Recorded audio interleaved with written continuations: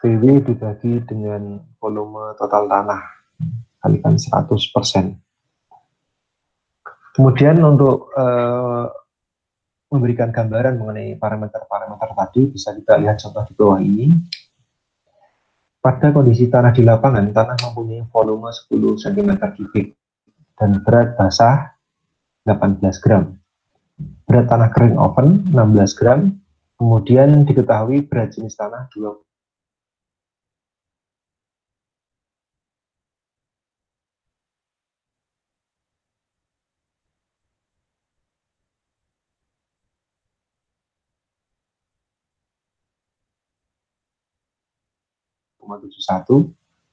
Diminta untuk menghitung kadar airnya berapa, berat volume bagi WS.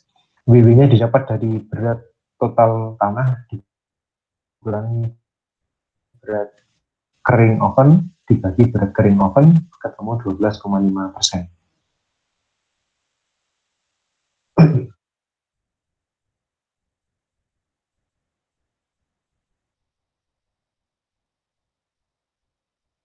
Dalam berat volume tanah dalam keasalnya 10 diketahui 1,8 gram per cm kubik. Kita ubah satuannya, konversinya menjadi kilonewton per meter kubik kalikan 9,81 atau boleh dikalikan 10, 17,66. Kemudian berat volume kering gamma D yaitu berat butiran padat dibagi volume total tanah. Berat butiran padat kita peroleh dari berat kering oven 16 dibagi volume totalnya adalah 10. 1,6 dikalikan 9,81 ketemu 15,7 kilonewton per meter kubik. Kemudian untuk angka pori adalah volume void, volume rongga dibagi volume dari butiran padat. Kita hitung satu persatu untuk volume butiran padat dahulu. Volume butiran padatnya adalah berat butiran padat, berat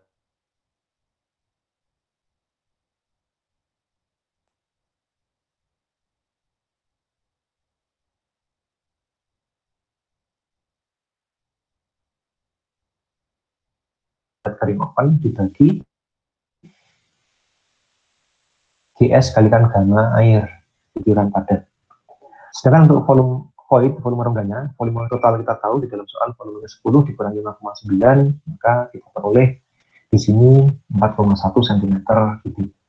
Sehingga kita bisa masukkan untuk nilai angka porinya sama dengan 4,1, volume of void-nya dibagi volume of soil-nya 5,9 diperoleh 0,69 atau 69%.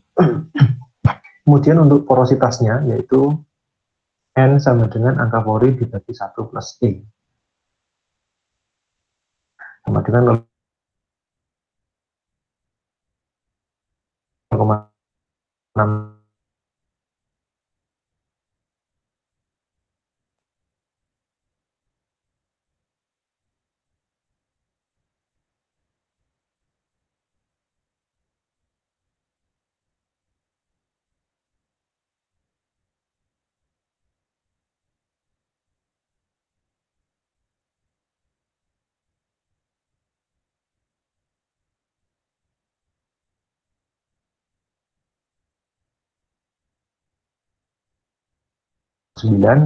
Dibagi 1 plus 0,69 ketemu 0,41.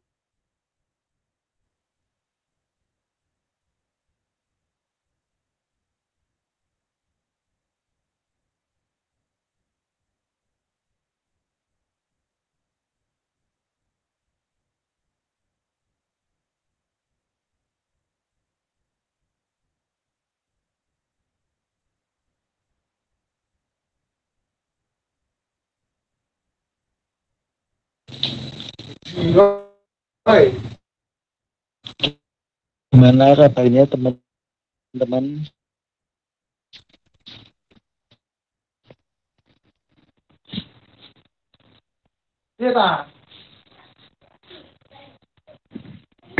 Halo.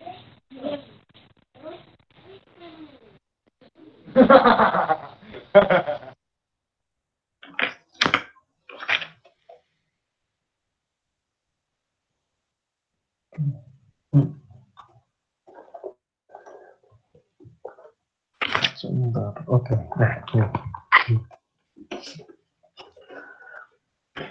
Kira-kira ada pertanyaan sebelum ke analisis ukuran butiran?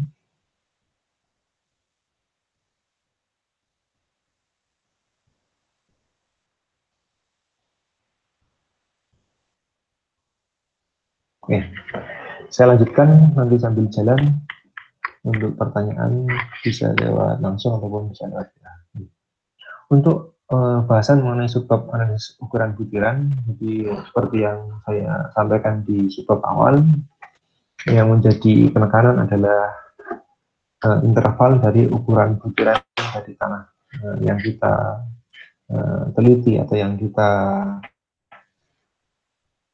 uji. Gitu. Jadi pada prinsipnya sifat-sifat tanah itu bergantung pada ukuran butirannya. Jadi kita flashback tadi bahwa ukuran butiran lempung tentu berbeda dengan ukuran butiran untuk tanah pasir, lanau maupun tanah kerikil. Gitu. Jadi karena ukuran butiran tersebut akan mempengaruhi dari sifat-sifat tanah. Gitu. Maka besarnya ukuran butiran itu dapat dijadikan dasar untuk pemberian nama dan klasifikasi jenis tanah. Jadi tujuannya apa kita belajar analisis ukuran butiran? Nah, tujuannya adalah dengan kita mengetahui ukuran butiran, maka ukuran butiran dasar tersebut bisa kita gunakan untuk mendeskripsikan maupun untuk tujuan klasifikasi jenis tanah. Selain itu, variasi ukuran butiran dan proporsi distribusi tanah itu merupakan indikator yang sangat berguna untuk mengetahui perilaku tanah dalam mendukung beban suatu fondasi. Jadi misalnya teman-teman dalam merancang suatu fondasi, maka kita harus tahu variasi ukuran butirannya itu sampai sejauh mana. Apakah persentase tanah berbutir padat, tanah berbutir kasarnya berapa persen, tanah berbutir halusnya berapa persen. Selain itu juga ada proporsi distribusinya itu seperti apa. Itu menjadi indikator yang penting ketika kita merancang suatu fondasi. Kenapa? Karena dengan kita mengetahui proporsi serta variasinya untuk ukuran butiran, maka kita bisa mengetahui perilaku dari tanah di dalam mendukung suatu beban. Kemudian pada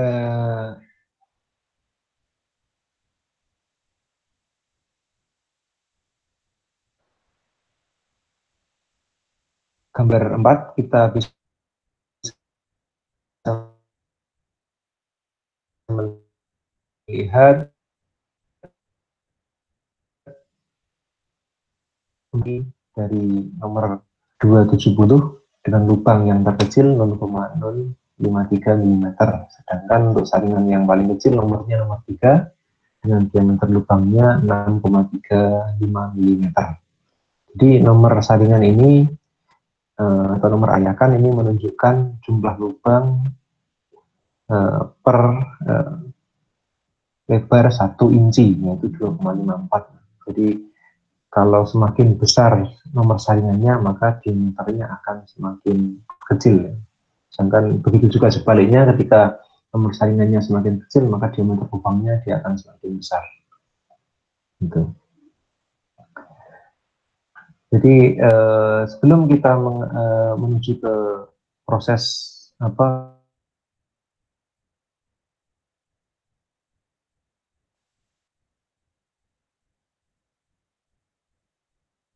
analisis saringan, analisis kita menentukan persentase berat butiran itu pada satu unit saringan dengan ukuran sampel tanah kita ambil dari lapangan, kemudian tanah tersebut setelah kita timbang, kemudian kita masukkan ke dalam satu set alat uji saringan gitu. Dalam alat uji tersebut, kemudian setelah dinyalakan, kemudian akan kita timbang berat tanah yang tertinggal di masing-masing saringan. Setelah itu kita hitung persentase terhadap berat kumulatif. Coba kita lihat sebagai ilustrasi. Nah, ini. Pada gambar 5 kita lihat alat uji saringan. Seperti yang saya sampaikan bahwa kita ambil tanah dari lapangan, kita timbang beratnya berapa, Kemudian kita masukkan ke dalam satu set alat uji saringan ini, terdiri dari beberapa nomor dan beberapa diameter.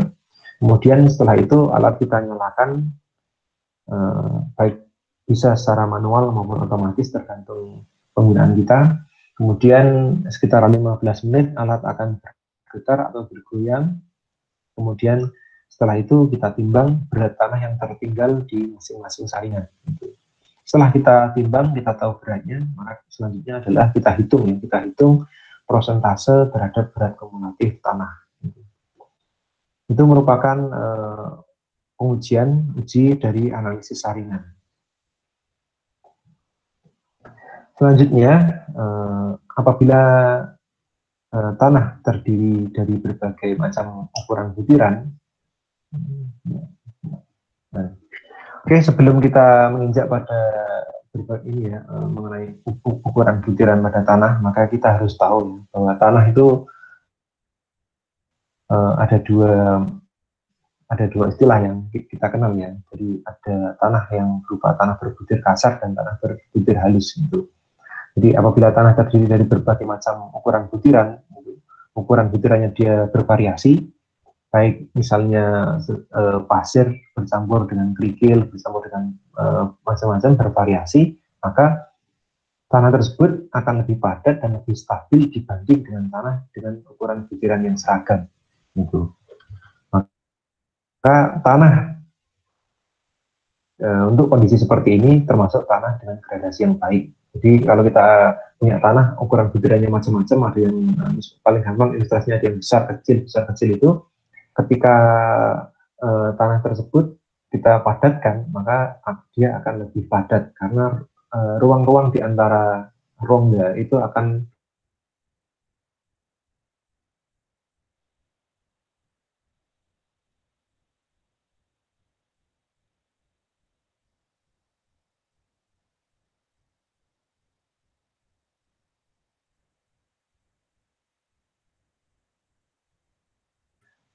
berani besar, dia akan berbagai macam, maka dia termasuk tanah bergradasi baik atau graded. Sedangkan untuk tanah poorly graded atau tanah bergradasi buruk adalah tanah yang ukuran butirannya sedikit atau variasinya sedikit, sehingga tanah tersebut kurang dapat untuk mendukung beban. Kenapa? Karena kondisi tanah tersebut sudah untuk dipadatkan, terutama pada kondisi kering ya. Sebagai contoh, kita ambil contoh pasir laut. Pasir laut kita tahu ukuran butirannya seragam, sehingga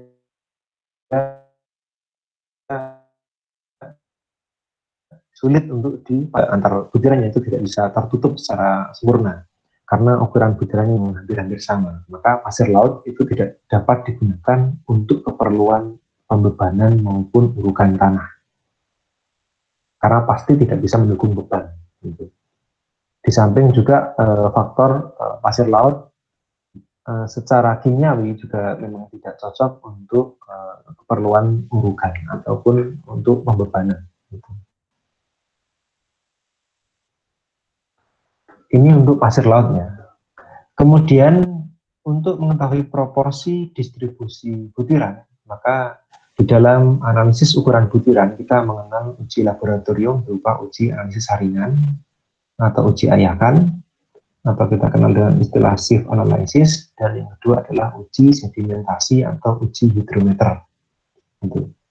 Untuk analisis saringan ini biasanya digunakan untuk pengujian tanah berbutir kasar atau coarse soil, yaitu tanah yang mempunyai partikel diameternya itu biasanya lebih dari 0,075 mm, biasanya berupa tanah gravel dan tanah sand atau pasir dan kerikil.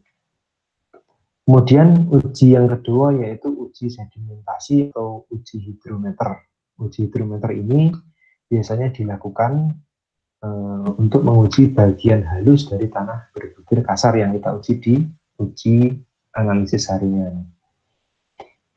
Ini untuk tanah berupa tanah fine soil atau tanah berbutir halus dengan diameter kurang dari 0,075 mm, biasanya berupa tanah lanau maupun tanah lempung.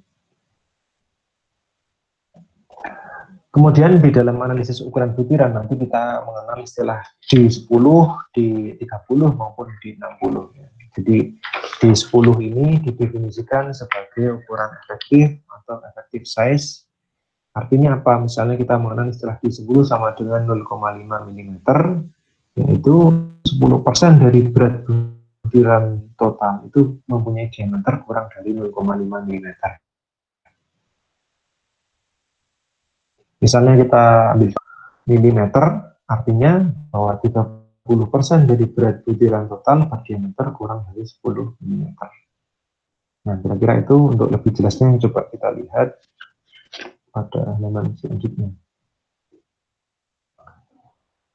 Ini ada dua parameter untuk mengetahui distribusi ukuran butiran. Parameter yang pertama adalah CU dan CC. CU adalah koefisien keseragaman dan CC adalah koefisien gradasi, yaitu untuk menentukan kemiringan dan bentuk umum dari kurva distribusi butiran dari tanah yang kita uji. Persamaannya adalah CU sama dengan D60 dibagi D10, sedangkan CC sama dengan D30 kuadrat dibagi D60 dikalikan D10. Kemudian untuk mengetahui gradasinya, kita ingat untuk mengetahui tanah tersebut apakah memiliki gradasi yang baik atau tidak, maka syaratnya adalah nilai CC-nya, koefisien gradasinya itu harus lebih dari 1 kurang dari 3. Di luar itu, maka dia kemungkinan termasuk tanah bergradasi buruk. Ketika kita mempunyai kondisi tanah dalam kondisi gradasi baik, maka kita harus cek terhadap nilai CU-nya. CU-nya berapa? CU-nya kalau dia lebih besar dari 4, maka dia termasuk kategori tanah kerikil. Untuk kerikil CU-nya harus lebih dari 4 untuk tanah bergradasi baik. Jadi kalau CU-nya dia lebih besar dari 6, untuk tanah syaratnya ya. Jadi syarat untuk tanah pasir itu CU-nya harus lebih dari 6 untuk tanah bergradasi pasir yang baik. Sedangkan untuk kerikil itu lebih dari 4. Sedangkan untuk apabila teman-teman punya CU lebih dari 15, maka dia termasuk tanah bergradasi sangat baik. Kita lihat ya untuk contohnya. Contoh untuk analisis saringan dan hidrometer. Kita lihat pada tabel nanti, tabel di halaman berikutnya. Teman-teman diminta untuk menggambarkan kurva distribusi butiran, serta diminta untuk menghitung nilai D10, D30, maupun D60. Diminta untuk menentukan nilai koefisien keseragaman CU dan koefisien gradasi CC. Terus kemudian diminta bagaimana gradasinya, apakah masuk gradasi baik atau gradasi buruk. Kita lihat ini tabelnya. Pada bagian atas ini hasil pengujian analisis saringan atau SIF analysis, yang bawah adalah dengan hidrometer. Jadi diameternya tadi kita ingat yang menjadi ukuran adalah kalau dia kurang dari 0,075 maka dia masuk pengujian hidrometer, atau dia lebih dari 0,075 maka dia masuk ke dalam kategori pengujian analisis ayakan atau analisis saringan. Kita peroleh dari hasil kedua pengujian ini, kita peroleh nilai berat butiran tanah yang tertinggal dalam satuan gram. Langkah selanjutnya adalah kita menghitung berapa persen sih berat butiran tanah yang tertinggal tersebut. Kita hitung satu persatu. Misalnya untuk tanah yang tertinggal pada saringan dengan diameter 4,75 mm. Di sini berat yang tertinggal 0%. Artinya kita hitung persentasenya adalah 0. Dapat dari mana? Ya karena kalau nggak ada berat yang tertinggal kan dia artinya kan dia kan 0% ya. Kalau 0% yang tertinggal maka dia akan 0 dibagi 175 dia juga 0. Nah, setelah itu misalnya kita hitung 2,36 untuk diameter 2,36 mm, berat yang tertinggal adalah 8.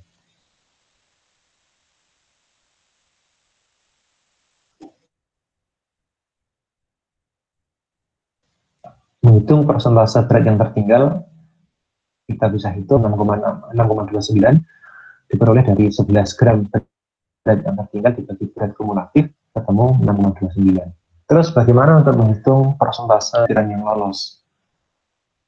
Ini adalah persentase butiran yang lolos pada saringan tersebut. Misalnya kita peroleh untuk saringan 4,75 dengan diameter 100% karena yang tertinggal adalah 0, artinya dia lolos 100%, dia lolos semua. Jadi tanah yang kita saring pada diameter 4,75 itu lolos 100% lolos pada diameter tersebut.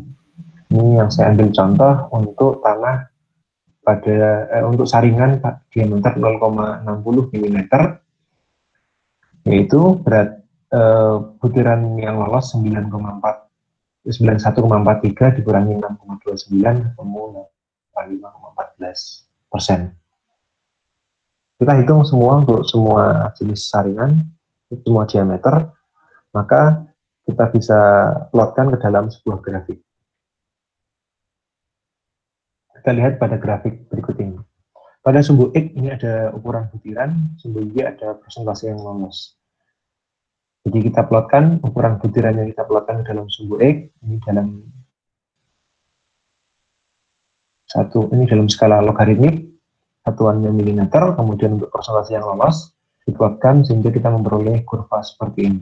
D10 kita hitung dengan cara dari sini, kita ambil 10% yang lolos, tarik ke kanan, memotong kurva, kemudian kita tarik ke bawah, kita peroleh nilai 0,15. Ini 0,10, di antaranya di sini ini 0,20.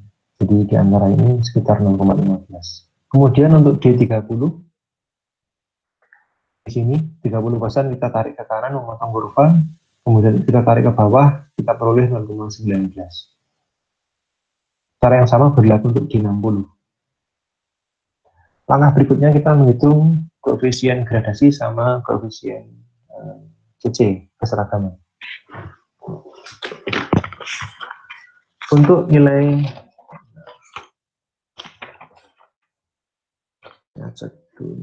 untuk nilai koefisien keseragaman di sini CU ya. Nilai CU-nya D60 dibagi D10 0,26, ini dibagi D10-nya 0,5 ketemu 1,73, sedangkan CC-nya D30 kuadrat dibagi D60 kali D10 ketemu 0,93. Kita ingat syaratnya bahwa untuk nilai CC yaitu CC-nya harus lebih dari 1 kurang dari 3. Kita cek CC-nya di sini 0,93, maka kemungkinan besar di sini adalah termasuk tanah dengan gradasi buruk, kemungkinan besar itu. Nah, kita lihat untuk nilai CU-nya di sini 1,73, dia kurang dari 6, maka bisa dipastikan untuk sampel tanah yang diuji tersebut termasuk tanah dengan gradasi buruk. Kenapa kita ambil 6? Melihat dari bentuk kurva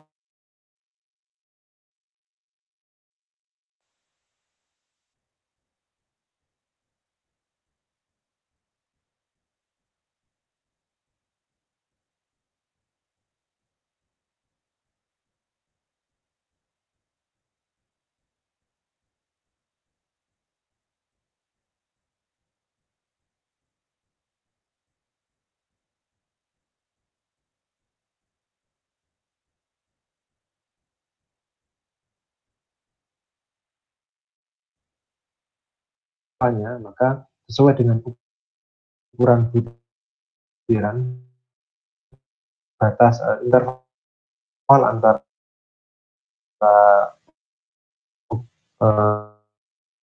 untuk tanah pasir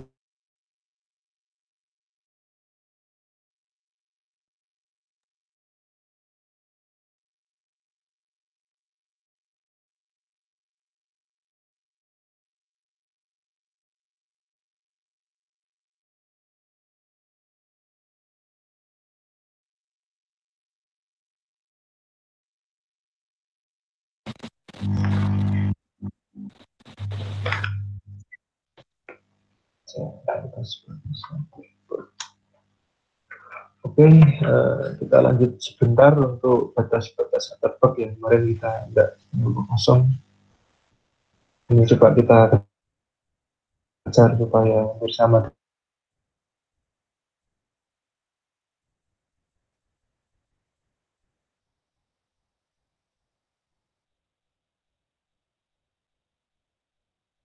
dengan kelas yang sebelum kelas ini kelas B.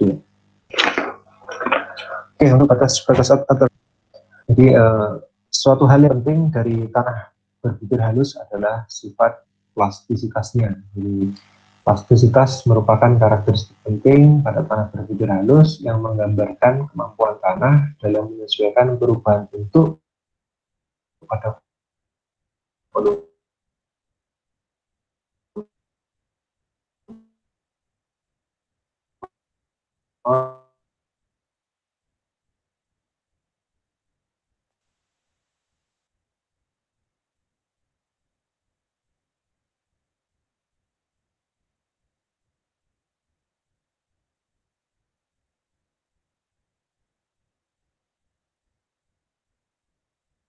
Jadi istilah plastisitas dari tanah berbutir untuk menyesuaikan perubahan bentuk pada volume yang konstan tanpa tersebut mengalami retak-retak atau remuk. Maka istilah inilah yang kita gambarkan sebagai kondisi plastis tanah. Kita ambil tanah, misalnya kita ambil tanah lempung, ya kita berikan volume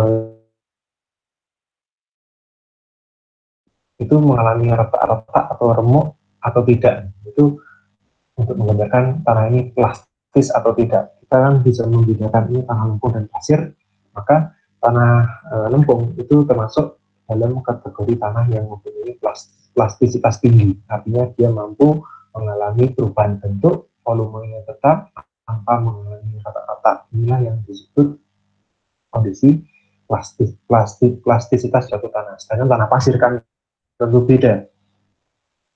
Ketika kita ambil suatu tanah pasir, ketika kita berikan, kemudian kita berikan beban, maka tanah tersebut pasti akan mengalami rata ataupun remuk. Jadi untuk mendefinisikan suatu istilah plastisitas pada kadar air tertentu, nah istilah ini yang kita kenal dengan konsistensi. Jadi begini, untuk istilah konsistensi kita pada tanah berbutir halus, tanah lempung, tanah tanau, dan kita perlu konsistensi itu apa? Jadi adalah kondisi tanah atau kondisi fisik tanah, ya kan, pada kadar air tertentu. Nah, yang di sini yang berpengaruh adalah kadar airnya. Sebagai contoh, tanah lempung untuk tanah kohesif ya, itu mempunyai konsistensi lunak. Jadi kita bisa bedakan ini lempung lunak, lempung sedang, ataupun lempung kaku, ataupun lempung keras. Dari mana?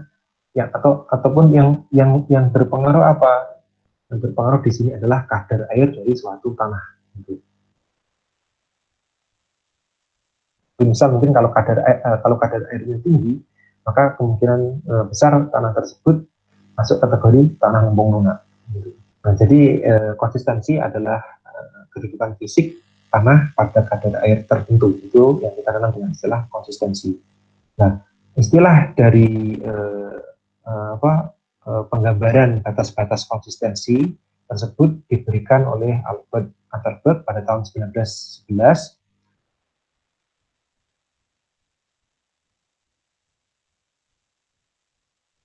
dengan tujuan untuk klasifikasi tanah berbutir halus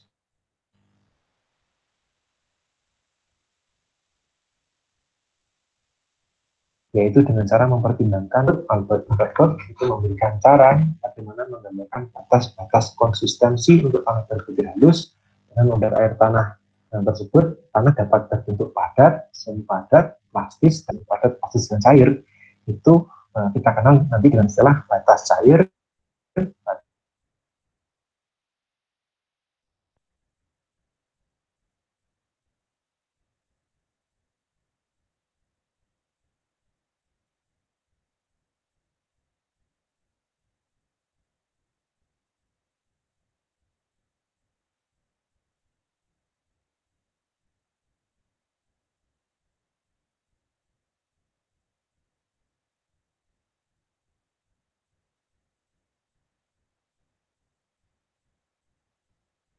batas plastis, dan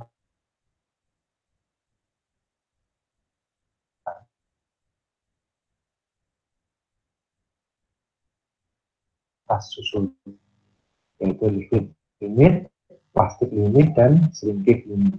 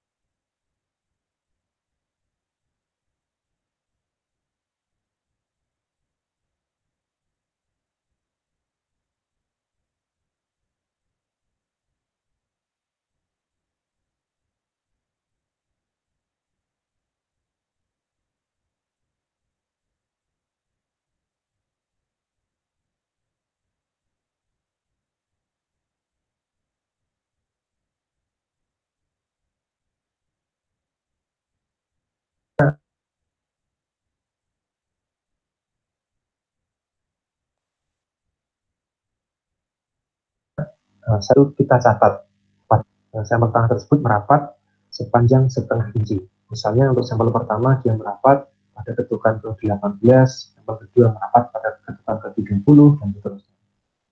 Biasanya percobaan ini dilakukan untuk sampel dengan jumlah sampel itu lebih dari paling enggak minimal 3.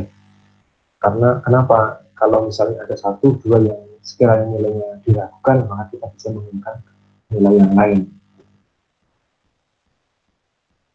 Kemudian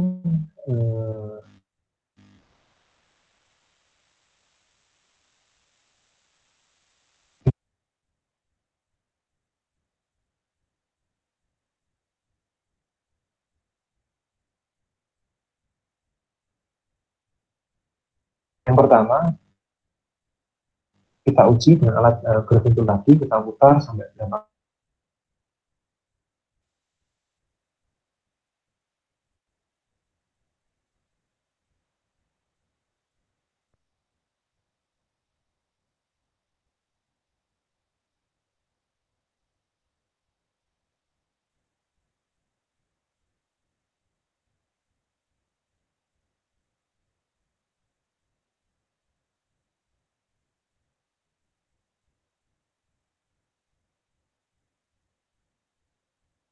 Kan kita peroleh untuk yang paling bawah pukulan atau perpanjang setengah inci, potong dalam grafik, kemudian kita tarik garis lurus di sini atau regresi linearnya. Kemudian setelah kita mempunyai garis regresi linear ini atau flow curve, maka kita bisa menghitung nilai liquid limitnya. Dari mana? Kita ambil nilai untuk N25 atau pukulan ke-25, angka 25 kita tarik ke atas, memotong grafik flow curve ini, kemudian kita tarik ke kiri, maka kita peroleh nilai liquid limit di sini terbaca 42. Ini kita peroleh nilai liquid limit 42. Demikian untuk perhitungan nilai liquid limit dengan menggunakan alat cawan Casagrande. Untuk pengujian liquid limit yang lain juga bisa menggunakan alat yang lain, tidak harus ada beberapa, cuma yang sering digunakan yang kita punya adalah Casagrande. Kemudian parameter yang kedua ada batas plastis atau plastic limit. Plastic limit merupakan kadar air pada kedudukan antara daerah plastis dan semi padat, yaitu di mana sampel tanah dengan diameter 3,2 mm mulai retak-retak ketika kita gelung. Jadi kita ambil sampel tanah, kemudian kita gelung-gelung dengan tangan dengan diameter 3,2 mm, maka kadar airnya. Itu untuk menentukan kondisi batas plastis dari tanah tersebut. Kemudian yang ketiga ada batas susut, shrinkage limit, yaitu merupakan kadar air pada kedudukan antara daerah semi padat dan padat berupa persentase kadar air, di mana pengurangan air atau pengurangan kadar air tidak mengakibatkan perubahan volume tanah.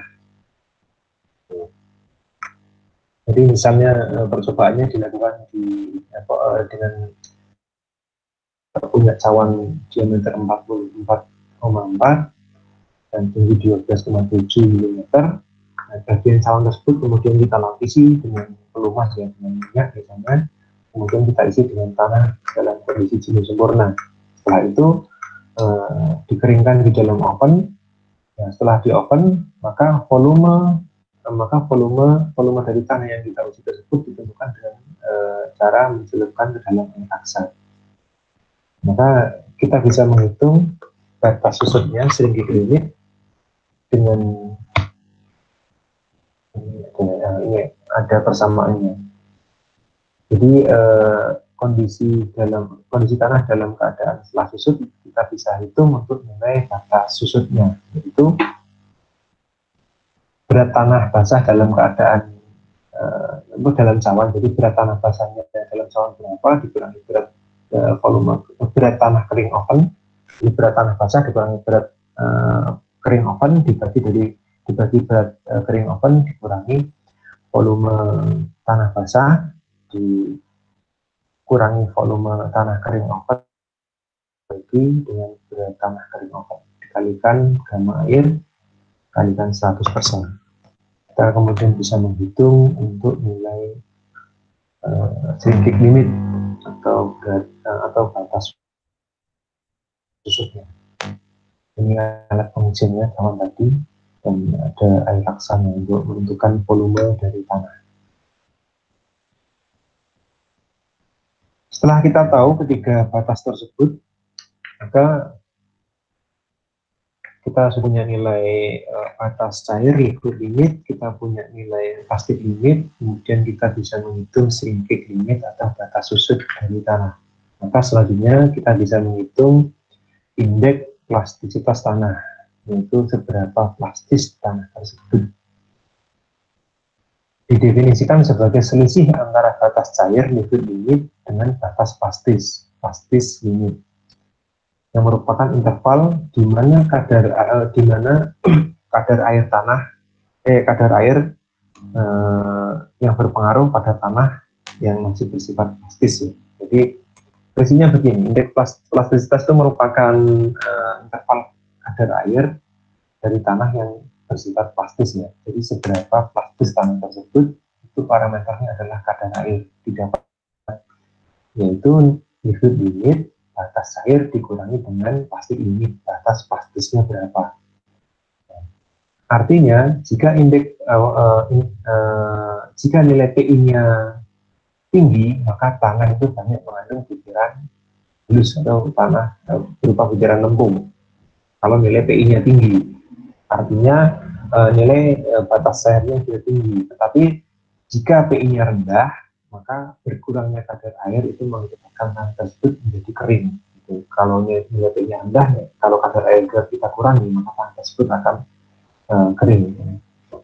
Maka bisa kita lihat di gambar 12 untuk nilai PI ya. Ini range nilai PI untuk jenis-jenis tanah, dari pasir, lanau, maupun tanah lempung. Untuk pasir, yaitu nilai PI-nya atau plasticity index-nya atau indeks plastisitasnya adalah 0. Pasir itu adalah tanah yang bersifat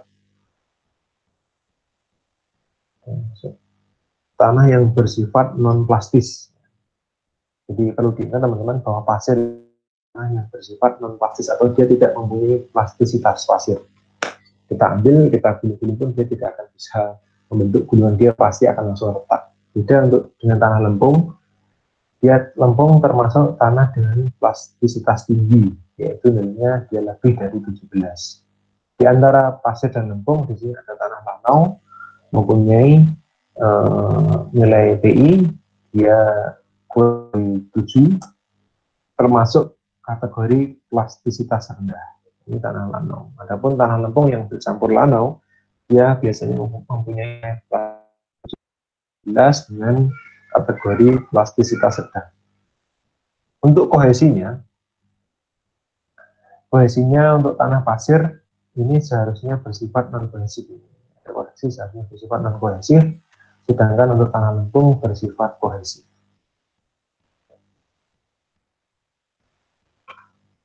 Itu untuk indeks plastisitas. Sebelum ke contoh, di buku juga ada parameter yang lain, misalnya mengenai aktivitas dari tanah. Aktivitas dari tanah, yang dimaksud activity ya. Activity dari tanah itu adalah kadar kandungan mineral di dalam tanah yang berpengaruh terhadap kondisi tanah. Jadi misalnya sifat-sifat lempung itu berpengaruh dipengaruhi oleh jenis atau jumlah dari mineralnya. Misalnya ada beberapa mineral, misalnya mineral kaolinit, mineral ilit, ataupun mineral natrium monorilonik. Ya. Jadi ini di buku ada, tapi tidak kami sampaikan karena memang jarang kita gunakan untuk kadar mengenai mineral dari tanah. Cuma untuk aktiviti dari tanah memang beberapa digunakan, tapi tidak banyak. Jadi prinsipnya adalah kadar mineral dari jenis mineral dari tanah atau kandungan mineral dari tanah itu juga berpengaruh terhadap aktivitas dari tanah. Misalnya untuk tanah lempung, dia ada potensi pengembangan, potensi kembang susutnya sejauh mana atau bagaimana. Misalnya ketika tanah lempung dalam kondisi basah, maka dia akan lembek ya, tapi ketika kadar airnya berkurang drastis, maka kondisinya akan pecah-pecah atau bahkan retak. Misalnya untuk lempung yang kita lihat kadar airnya berkurang akan retak, jadi retak lah. Potensi kembang susutnya seperti apa, aktiviti dari tanah lempung seperti apa, ini juga berpengaruh terhadap struktur yang ada di atasnya. Misalnya berupa jalan yang sering kita jumpai berupa jalan, misalnya jalan beton ataupun jalan dengan perkerasan aspal, flexible pavement. Ketika tidak dilakukan pemadatan secara sempurna atau tidak dilakukan pemadatan secara baik, maka potensi kembang susut tanah ini berpengaruh terhadap struktur yang ada di atasnya. Maka jangan heran ketika misalnya di jalan yang ada di sawah misalnya tidak dilakukan pemadatan, itu kita tahu kondisi kembang susutnya tinggi, walaupun tidak ada pembebanan yang signifikan atau tidak rusak karena pembebanan, maka kemungkinan besar tanah jalan tersebut bisa pecah atau rusak karena kembang susut dari tanah. Kemudian untuk contoh pengujian batas-batas Atterberg atau Atterberg limit bisa kita lihat pada contoh di bawah ini. Kita diminta untuk menghitung nilai liquid limit, plasticity index, serta berikan kesimpulan terkait tanah tersebut. Nah, gini, 21-29, sebentar lagi kita selesaikan contohnya. Kita mempunyai benda uji, ada 6 spesimen. 4 spesimen kita gunakan untuk pengujian liquid limit, 2 spesimen kita gunakan untuk pengujian plastik limit. Spesimen yang pertama, nomor 1, benda uji 1, pada waktu kita menguji liquid limit, itu diperoleh pada ketukan ke-18, itu tanah sudah, sampel gores dengan goriting tool itu sudah merapat, kita tuliskan di sini 18. Kemudian kita timbang berat tanah basah plus cawan, kita peroleh nilai sekian, kemudian kita oven, kita timbang beratnya setelah kering, maka kita peroleh nilainya 23 gram. Kita dari masing-masing sampel. Kita lakukan untuk keempat sampel atau spesimen. Berlaku juga untuk pada waktu pengujian dari plastik limit. Kita tahu pada jumlah ketukan atau jumlah berapa, kita tahu untuk nilai ketukannya dan nilai dari berat tanah basah dan tanah kering. Dari tabel ini kita selesaikan satu persatu untuk perhitungan nilai-nilai yang dibutuhkan. Yang pertama kita hitung berat airnya dulu. Di berat air, weight of water, Kita peroleh di sini 26,35 berat tanah basah plus cawan dikurangi dari berat tanah kering plus cawan. Ini kering oven, kita tahu jadi berat airnya 3,35 gram. Setelah kita tahu berat air, kemudian berat tanah kering, yaitu kita peroleh berat kering oven dikurangi dari berat cawan. Kita tahu berat tanah keringnya, BS. Kadar air bisa kita hitung, yaitu berat air dibagi berat tanah dibagi berat tanah kering, berat butiran padatnya saja. 3,35 dibagi 8 kalikan 100%, maka tanah 1 atau spesimen 1 memiliki kadar air 41,8. Kita hitung untuk semua sampel spesimen. Sampel 1 kadar airnya 18, kadar airnya 41,88, kemudian spesimen 2 jumlah ketukan yang dibutuhkan 20, kadar airnya 39,46 dan seterusnya. Dari kedua parameter ini, jumlah ketukan dan kadar air, kita bisa gambarkan ke dalam grafik seperti ini. Sumbu X-nya adalah jumlah pukulan atau ketukan, dan sumbu Y-nya adalah kadar air. Sampel 1 kita plotkan jumlah ketukan dan kadar airnya berapa. Berlaku untuk keempat sampel. Setelah itu, maka kita hitung untuk nilai liquid limit. Liquid limit ini dalam skala logaritmik ya, 10 di sini, 20, 30, 25 di sini, kita tarik ke atas memotong kurva, kita tarik ke kiri, ketemu nilai kadar airnya. Kita peroleh nilai kadar air, nilai liquid limit pada ketukan ke-25, kadar airnya 35,4. Kemudian untuk nilai plastik limit kita peroleh 29,11. Didapat dari mana? Didapat dari pada pengujian plastik limit kita peroleh kadar airnya untuk sampel 5 dan 6 28,7 dan 29,69. Kita rata-ratakan ketemu 29,13.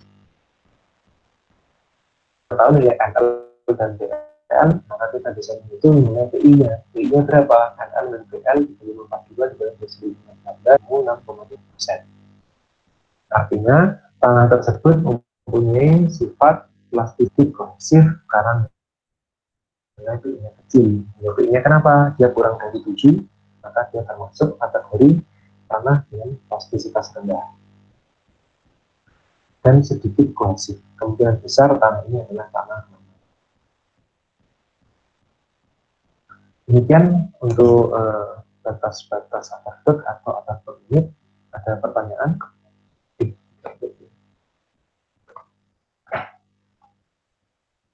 Oke, bisa disampaikan lewat WA atau pada pertemuan berikutnya, monggo silakan. Untuk pertemuan berikutnya nanti teman-teman bisa dipelajari mengenai deskripsi dan klasifikasi tanah. Kita sambung lagi pada pertemuan berikutnya. Terima kasih untuk waktunya. Sampai jumpa pada kesempatan selanjutnya. Silakan bagi yang melakukan aktivitas ataupun baru pulang kerja, hati-hati. Terima kasih untuk atensinya. Sampai ketemu berikutnya. Terima kasih. Wassalamualaikum warahmatullahi wabarakatuh. Terima kasih, Pak.